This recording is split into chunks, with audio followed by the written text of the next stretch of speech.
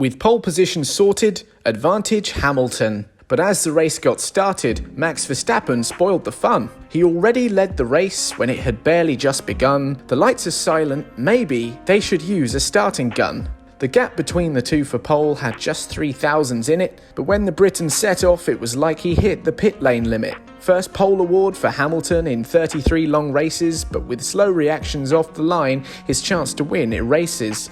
Still, it's nice to see somebody else who's not in dark blue cheering. With 11 wins this season now, they're simply disappearing. Red Bull Racing's vanishing acts are not without a challenge. Max is damn near faultless, but the garages aren't balanced. We're on the track in Budapest for just about 3 minutes when Checo in his Red Bull hits the wall. How did he spin it? The F1 Drivers' Championship will always be off limits if you start the weekend hobble, cause in FP1 you bin it. Helmut Marko's patience levels are nowhere near infinite. He just sacked the second AlphaTauri seat and now Ricciardo's in it. Recovery this, recovery that, Checo did make up 6 positions, but from Belgium through to Abu Dhabi, better quali is his mission. A word for our papaya friends, 2 podiums in a row. It's been 11 years since they last did that, did you know? Piastri running strongly, what a start! Showing growth, he's gonna end up on the podium, just keep Norris from his trophies. P2 in Britain, P2 in Hungary, it's Lando's European Tour, it's bottle tricks and pace on slicks for the man driving number 4.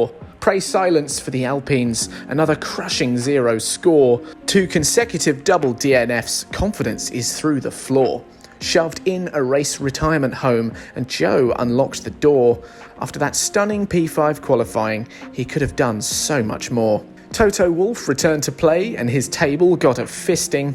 That Mercedes had the pace for pole, but Q2 George was resisting. The tricky curved Hungaro ring caught him out with traffic, but starting down in 18th will make his colleagues panic. They didn't need to worry, George ascended, finished 6th, and other teams around him might learn something from his tricks. The Scuderia is starving and Hungary is synonymous, because in 7th place and 8th, their 2 drivers were anonymous. It's a far cry from last year with wins and podiums aplenty. Compared to points in 22, their cup is almost empty. To lubricate them this year, a fresh shipment of Vaseline. I imagine he was hoping for a brighter start with the team. Coming up at Spa, their drivers should be in the battle, and their horses will be prancing ones, not 2 stumbling cattle. Aston Martin's pace has dropped. They started out so nifty. I've not seen Nando spray champagne since those rumours he's a Swiftie. The car needs an operation.